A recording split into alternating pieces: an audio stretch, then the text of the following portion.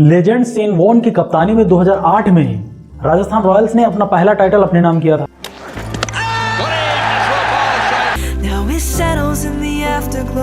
उसके बाद से अभी तक 16 सीजन बीत गए हैं और दोबारा वो ट्रॉफी नहीं आई है। लगातार आईपीएल का ऑक्शन बढ़ता जा रहा है, प्राइस टैग बढ़ता जा रहा है और वहां पर बहुत सारे ऐसे खिलाड़ी आए जो बहुत कम प्राइस में बहुत अच्छा डिलीवर किए। वहीं दूसरी तरफ बहुत ज्यादा पैसा पाने के बाद भी कुछ खिलाड़ी ऐसे हैं जो बिल्कुल उस प्राइस टैग को जस्टिफाई नहीं कर पाए।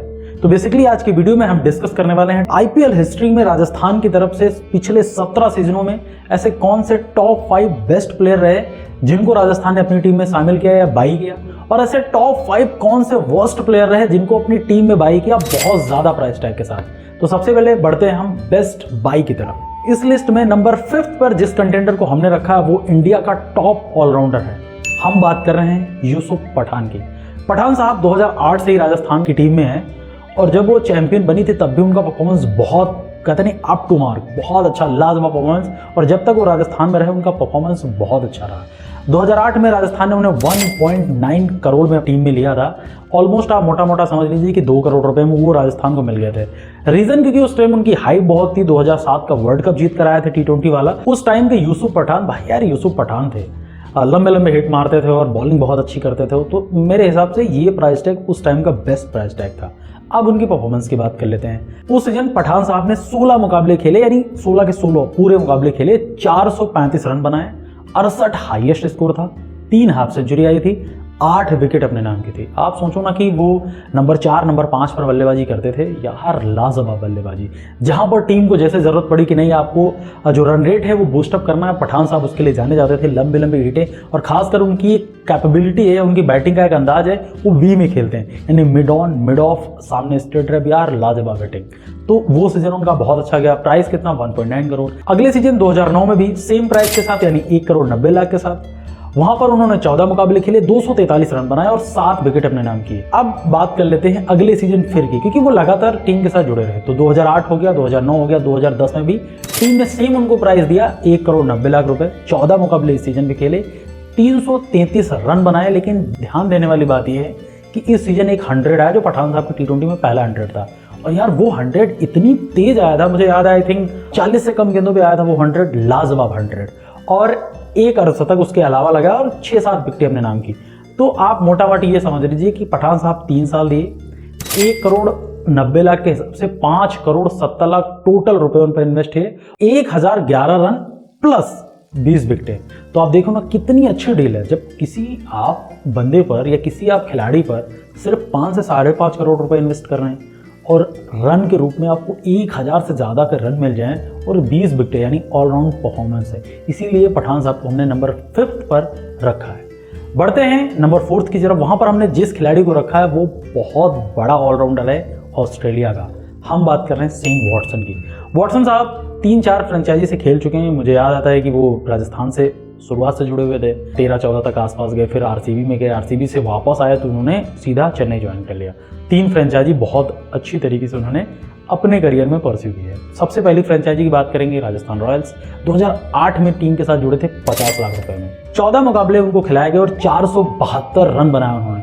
हाईएस्ट उनका 72 है। अब बात कर लेते हैं, क्योंकि वो ऑलराउंडर है तो उनको 17 विकेट मिले इस सीजन।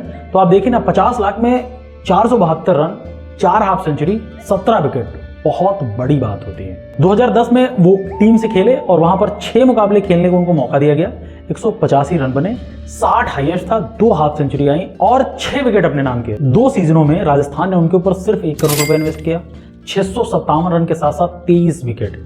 बहुत बड़ी बात होती है जब आप किसी फॉरेनर पर खासकर 1 करोड़ रुपए इन्वेस्ट करते हो और आपको इतनी अच्छी परफॉर्मेंस मिल जाती है। उसके बाद वो राजस्थान से लगातार जुड़े रहे 11-12, लेकिन आई थिंक उनका परफॉर्मेंस ठीक था, बट प्राइस टैग ऊपर। तो मैं इस चीज के इसमें डिस्कस नहीं करने वाला हूँ क्योंकि हम बेस्ट की तरफ बढ़ रहे हैं, इसलिए 2 सीजन उनके बेस्ट है, इसलिए नंबर 4 पर हमने शेन वॉटसन को रखा था। बढ़ते नंबर 3 की तरफ। वहां पर जो खिलाड़ी है वो है पाकिस्तान का सोहेल तनवीर। देखिए आप सभी को पता है कि 2008 के बाद पाकिस्तान के सारे खिलाड़ी बैन हो गए थे। उसका रीजन था कि वो जो कश्मीर वाला सीन हो गया था और आतंकवादियों वाला हमला। तो ये डिसाइड हुआ, बीसीसीआई ने ये पर्सनली डिसाइड किया कि हम किसी भी फॉरेन प्लेयर को तो अपनी टीम में शामिल कर सकते हैं, लेकिन खासकर एशिया के पाकिस्तान को अपनी टीम में बिल्कुल शामिल नहीं कर सकते। इसी हिसाब से देखिएगा आप 2008 में सारे पाकिस्तानी आपको मिलेंगे, उसके बाद से कोई भी पाकिस्तानी खिलाड़ी टीम में नहीं है। तो 2008 में सोहेल तनवीर राजस्थान के साथ थे, 40 लाख रुपए के साथ 11 मुकाबले खिलाए गए, लेकिन यार 22 विकेट बहुत बड़ी बात होती है। उनको विकेट इसलिए मिल गया, मैं ये मानूंगा क्योंकि क्वालिटी उनके अंदर थी, क्वालिटी पे कभी डाउट नहीं था। दूसरी बात, वो एशिया के हैं, पाकिस्तान हमारा पड़ोसी मुल्क है, तो वहां पर सेम आई थिंक पिचेस रहती, तो उनको कंडीशन का बहुत ज़्यादा अंदाजा था। इसी वजह से 11 मुकाबले खेलकर 22 विकेट अपने नाम किए, और वो नंबर 3 की इस पोजीशन पर डिजर्विंग है, इसीलिए हमने सोहेल तनवीर को रखा है। बढ़ते हैं सेकंड प्लेयर की तरफ। वहां पर हमने जिस खिलाड़ी को रखा वो यार डोमेस्टिक का है, वो है श्रेयस गोपाल। 2019 में राजस्थान की तरफ से शामिल हुए 20 लाख रुपए के साथ, और हम सबको पता है कि उस सीजन उन्होंने क्या कमाल की गेंदबाजी की। लेग स्पिनर हैं, स्पिन बहुत अच्छी करती है, और उन्होंने बहुत बड़ी बड़ी मछलियां अपने नाम फंसाई। Virat Kohli, AB de Villiers, Glenn Maxwell, एकदम फिक्स हो गया था यह ट्रायो कि जब भी मुकाबला हुआ श्रेयस गोपाल को विकेट मिलनी ही मिलनी। यहां तक का मैंने देखा कि 2021 में एक सुपर ओवर हुआ था, वहां पर विराट कोहली के अगेंस्ट श्रेयस गोपाल गेंदबाजी कर रहे थे। हालांकि रन बहुत ज्यादा पड़ गए थे, 25-26 रन पड़ गए थे, लेकिन यार जिगरा देखो ना, खासकर कितनी अच्छी कप्तानी होगी संजू की उस टाइम की। नहीं यार, वो श्रेयस गोपाल को विराट और एबी के अगेंस्ट लेके आ रहे हैं, इसीलिए श्रेयस गोपाल को हमें नंबर 2 की पोजीशन पर रखना पड़ा। उन्होंने उस सीजन 14 मुकाबले खेलकर 20 विकेट लिए थे। 20 लाख में और क्या चाहिए यार, 20 विकेट बहुत बड़ी बात होती है। तो ये थे हमारे सेकंड कंटेंडर। बढ़ते हैं फर्स्ट कंटेंडर की तरफ। वो बहुत बड़े खिलाड़ी हैं, टेस्ट में बहुत बड़ा नाम है, मैं बात कर रहा हूँ अजिंक्य रहाणे की।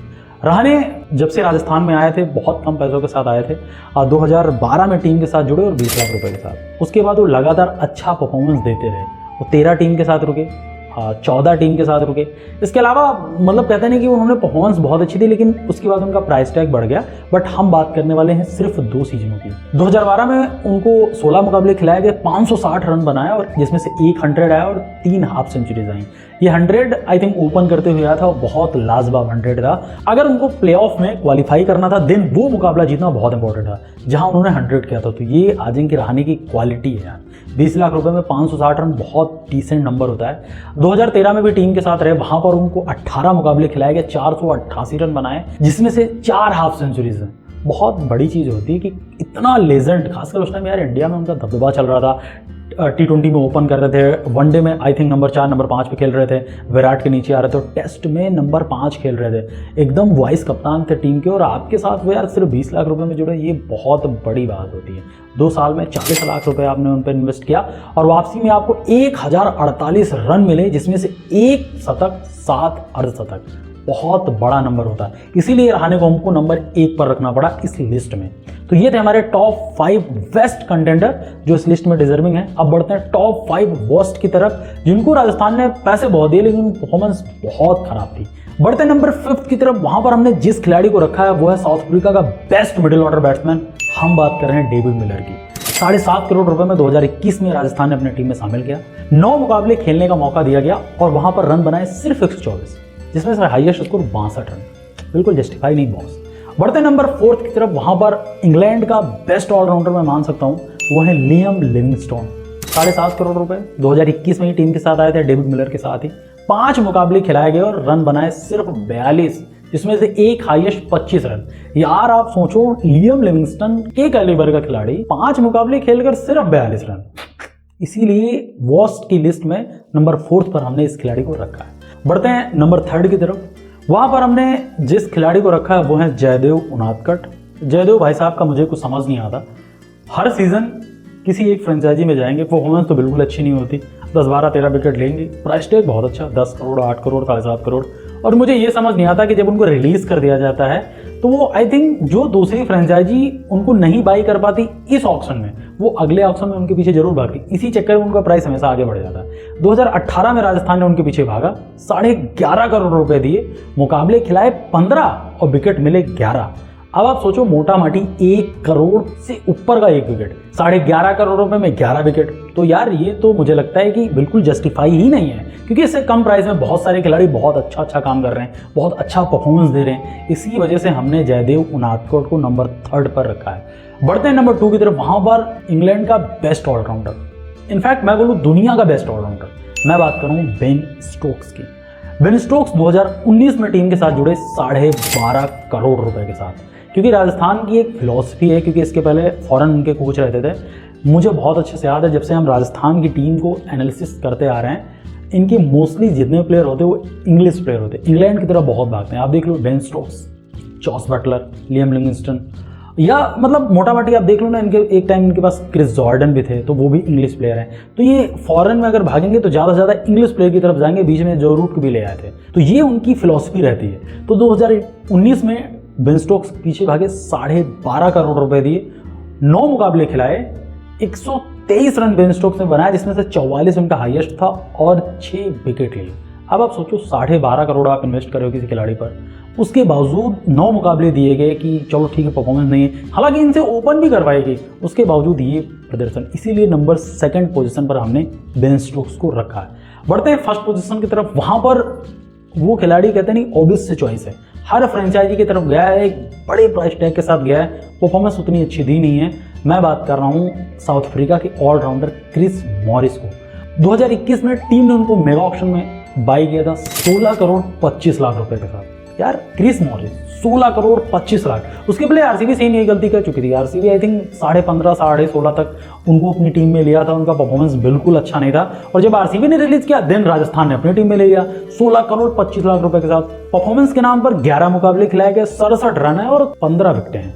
अब आप देखो ना 16.5 करोड़ ऑलमोस्ट 15 विकेटें, यानी 1 करोड़ के आसपास की 1 विकेट और 67 रन। अब 1 रन कितने का पड़ा वो हमें कमेंट सेक्शन में आप बता दीजिएगा। तो ये रही बात, ये है टॉप 5 वर्स्ट, और इसके पहले जो थे वो टॉप 5 बेस्ट।